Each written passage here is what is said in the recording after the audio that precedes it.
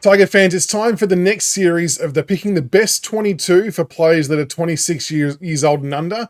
We've just finished off doing the centre line. We had Hugo Ralsmith on one wing, Juddy Clark on the other wing, and Sam Lawler in the middle. Now, this is obviously assuming that everyone's fit and healthy in regards to the selection of Juddy Clark. Again, just to recap, I really do think he's got quite a bit to offer as an AFL footballer. Speed, dual-sided, and I really do see him as a wingman for us in the future. So fingers crossed he gets that nailed down after his ACL recovery. But tonight's one, this is all about, is arguably the most important part of the ground for us, the half-forward line. It's something that didn't function all that well in 2025. The whole forward line didn't function well in 2025, which we were all very well aware of. And for me, the success of, when I say success of 2026, the progression in 2026, a lot of it depends on how cohesive and how functioning our forward line is. If we can improve just that part of the ground by 5 or 10%, we'll see a huge difference in being able to just complete those chains of possessions from the back line, actually get some reward for effort on the scoreboard, and that'll hopefully convert a couple more wins and just piece the whole thing together a bit more pretty, because it has been a bit of a dog's breakfast for a couple of years. And I think a little bit of that, by design is probably not the right word, but I feel like as a team and as a club, we have put a bit more energy and time into our defensive part of the ground first, and then we're sort of gradually kind of working our way up the field. But make no mistake about it, our forward line needs some desperate attention this year, and I'm pumped with the addition of Luke Bruce to the coaching staff as a forward development coach. So he will obviously spend a lot of time with some of these young kids, and they need to pick his brain because he was one of the best to do it. So with that being said, let's have a look at who I've got for the half forwards for the best 22 of players who are 26 years old and under. The first half forward flank position goes to a pretty obvious one, Seth Campbell. He had a super year this year for Richmond. You'd have to say it was a breakout year, to be honest, and truthfully, it was one that I wasn't really expecting. I think I've said this before, but as we exited 2024, I went into 2025, Seth Campbell probably wasn't one of the names on my list or in the back of my head that I thought was going to have a big leap forward from what he sort of gave performance-wise in 2024. But his 2025 was huge. I know he did have some dips in the season, and that's just a bit of an inexperience thing, and it's something that's probably the biggest part of his game for me he needs to work on, is bridging that gap in the consistency side of things. But when he's on, he is electric.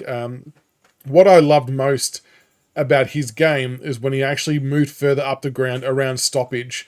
We know what he can do if he's sort of staying more at home at forward. We know what we're going to get.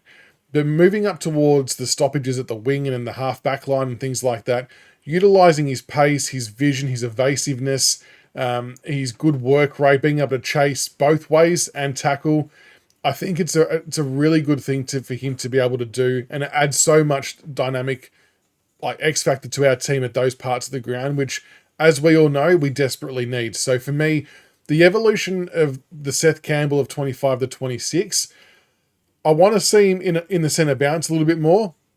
And I don't want people to think I'm trying to create a midfielder here. I think he's just got the traits to be able to do it. And we always talk about having a bit more speed and class in there. The one thing I noticed the few times he was at the centre bounces, we either won the centre bounce ourselves, and he got a couple of them away himself personally, but if we lost the centre bounce, the opposition weren't able to exit easily. He was able to apply that pressure to not give an easy exit and cause a secondary stoppage. That is sometimes worth its weight in gold, because the amount of times opposition got easy walk-away clearances against us was alarming, to say the least. So a player like Seth plays a part in limiting that type of damage. And look, hopefully he's good for 30, 40 goals next year as well. He's got great goal sense. If we can get him running toward goal, get out the back, he's very hard to stop. And I'm looking forward to seeing what he brings to the table for the Tigers next year.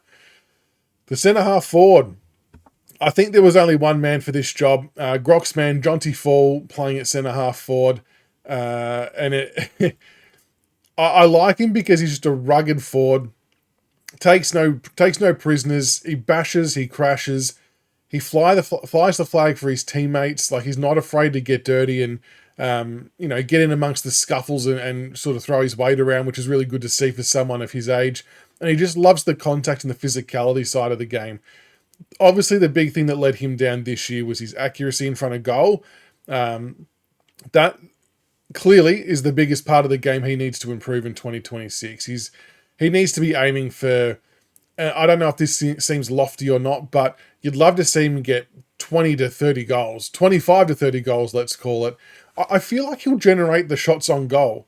I think he works hard enough that the reward will come for that effort, and then it's just on him to convert those chances. And the other good thing about Jonty as well, like we know, is the kid can kick a ball a long way. So even if he's leading up and marking it at 45, 50, 55 metres out, he's still backing himself to have a shot. Now, I know those shots from that far out are technically lower percentage shots, but he will start nailing them more and more. I kind of think back to what Fev was like. He would mark the ball 55 out on the boundary, go back, bang, slot it. We need Jonty to get that automatic. And ironically, with the Fev call, we've got the bloke at the club. So hopefully Fev can take some time to teach young Jonty how to kick a bit straighter and get him into a good routine while he's doing his AFLW work as well. But he's going to be a special player, Jonty Faull. And he was one in 2025 that I was probably a bit surprised I saw him play as early as he did, just because he was coming off the back injuries from Coach League into AFL. So you've got to remember, he hasn't had a full preseason. His preseason was very, very limited at the club, and then we kind of got him up to speed and then got his chance and obviously made the most of it. So, we've seen the worst of Jonty Faull in 2025, so it's only going to be upwards and better from here. Love him to keep leading up at the ball carrier, repeat efforts, and like any of the young kids, a lot of it's going to be about, can he stay in the game for longer?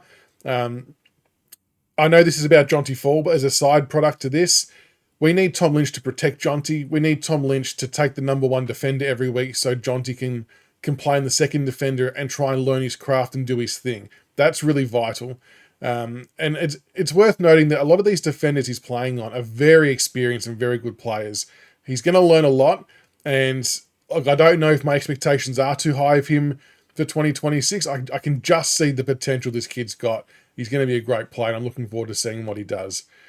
And the second half forward spot, there was a few players' names who I was going to go with here, but I've landed on Rioli Jr. I want to pair Seth and Morris because we've got the need for speed. There's no denying that we need that electric pace in our side. And I'm really bullish. I went to go buoyant and bullish and then went with neither. I'm very bullish about Morris Rioli's 2026. Already seen him doing all the extra work and getting himself fit and firing for pre-season. I know all players are doing that, but we want Morris to hit the ground running in 2026 pre-season. We've seen something like his best, I think, when he's chasing down tackling, when he's running from contest to contest to contest, and it lifts the team. It's a barometer type stuff. He can get that explosive goal as well. He's played midfield minutes in the VFL to extremely good effect, and that, similar to Seth, that's what I want to see the evolution of Morris Jr. in 2026. I know that he may end up with maybe less CBAs than what Seth might, but at a minimum, we need Morris up around stoppages more on the wing, at half-back, and all that kind of stuff, because similar to Seth, his explosiveness, his evasiveness, his ability to chase and lock down on defend on opposition players if they're trying to win the ball, it just makes sense to have him up around the ball because it gives us so much X factor and speed potentially bursting away from stoppage that we otherwise don't have. And if we can get him running towards goal into space, he is a very hard man to catch. And you're going to get your pressure from Morris. You're going to get your tackles. We've got to try and get his disposal count average sitting up a bit higher. I actually think his disposal has improved in terms of hitting his targets, biting off some more dangerous kicks and making things happen. So you kind of want to see him getting it 15 to 20 times a game if we can, but you still want your 6-7 tackles, your high pressure acts, but we just want that buzz and that energy around the contest. And I think that's what Morris is going to bring for us in 2026. So that's why he was a no-brainer to be the other half forward in the best 22 for players under 26 years of age. So there you go. That's the half forward line. Seth Campbell, Jonty Faull, Morris Jr. Let us know what you think in the comments below. Have we got that about right? I think we've got the speed part right. And hopefully they can play some other parts of the ground for next season as well. But keen to hear your thoughts, who you would have had in those positions. Make sure you like and subscribe like always. And until the next one, go Tigers.